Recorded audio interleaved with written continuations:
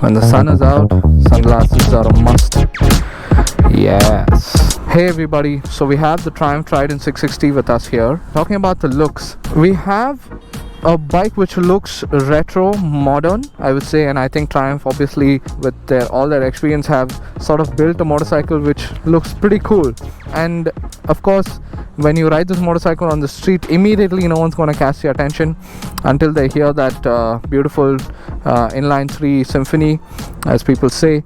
But once they notice it, then of course, second look, they want to understand what motorcycle this is. It looks pretty cool, and I think they've got a pretty cool balance between the retro and the modern look. This bike is built with very specific reasons, like I was saying in the ride review.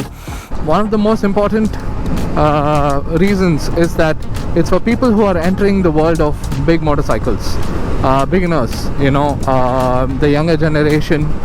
So especially for India, that works well because we are not used to motorcycles with so much power, and this bike sort of is built to sit in that position in the market where it's useful to really enter that league of big motorcycles and enjoy the performance it offers without hurting yourself.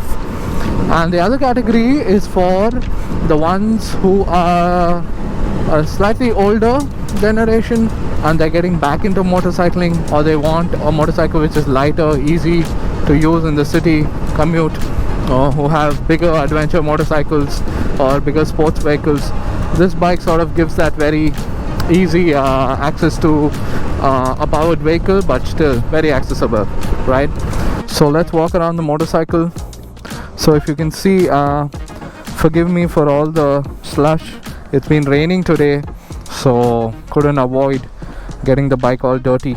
But it's an opportunity for you to see what happens to the motorcycle when you ride it in the rain in India. So starting with the seat height of the motorcycle, it's about 805 mm as opposed to the street triple, which I think sits at around 810 mm. So makes it very comfortable, gives you a nice seating position, which keeps you comfortable for long hours, keeps it very easy for you to ride and not stress, right? And you can get into that sporty stance whenever there is a need for it. So moving on, talking about the braking. In front, they have a dual disc Nissan 2 calipers. So there are 2 calipers on either side, making it 4. And then at the back, they have a dual caliper single disc. Braking on this motorcycle, I wouldn't say is super powerful or has that bite which you will find in its elder siblings, but still is decent and performs brilliantly for what it is. Moving on, we have the suspension.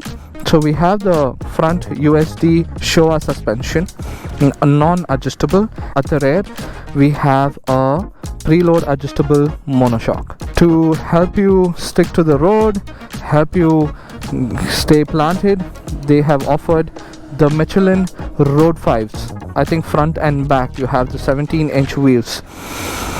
So if you see the Michelin Road 5, front and back is a 17-inch. So it's a proper street bike which sort of gives you a very nice street feel, road feel, and you won't quite enjoy this off-road because the suspension is set up towards the stiffer side as opposed to a bike which is a little more constructed towards getting off the road. I'm not talking about dirt biking or anything, just off the road. But you can manage here and there small patches of no roads, but otherwise it's best on the street. Moving on to the instrument console.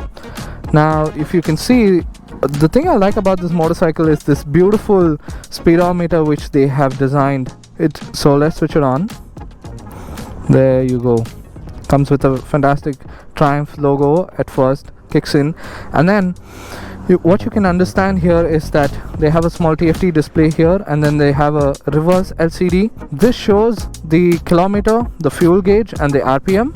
And over here you have all the other details in terms of the range. They have the modes which you can change, and all of that is displayed here. Very nice, very simple. You can read it in bright sunlight, works really well, and it has this nice non-intrusive feel. What I mean by that is it's not very distracting. You can just focus on the road and it does its job fabulously. Moving on to the switch gear, very well built. Like every Triumph motorcycle, you can see it's built very well. All these nice touches of these Triumph logos. Then you have the ignition switch, then you have the hazard light. So this is to toggle between your menu within the speedometer. Then you have the mode switch here and the indicators, and then you have the horn. Talking about the seat is well cushioned, I would say. Has this nice cushion feel to it, and it is contoured in a way that it makes you feel very comfortable. So you have a KTM which is going at around 70 kilometers per hour, but making all the noise in the world. Anyway, so the seat here has a really nice cushioning. You know, you can sit on this all day long without your butt really hurting, and that's a very important factor for bikes in India, especially when you're stuck in long traffic jams, and when you're riding on the highways and things like that. You can push yourself because the seat will assist you. It's a nicely designed seat with this very nice cushioning feel, right? And looking at the rear seat, it looks small, but what I have understood is pretty comfortable. So I've taken people on this who are built differently, and although it looks small, it's very comfortable, and people can really enjoy about 80 to 100 kilometers if they're used to being on a motorcycle. So this motorcycle sits on a steel chassis, a steel frame.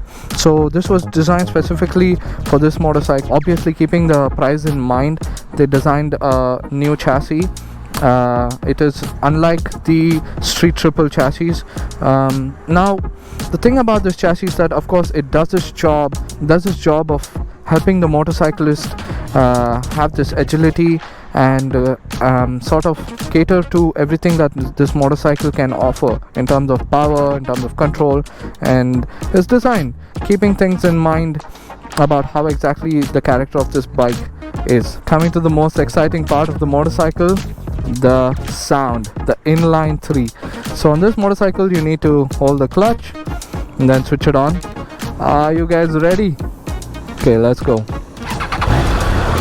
Woo! Yeah, can you hear that?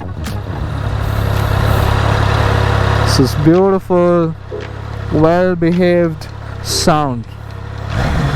There you go.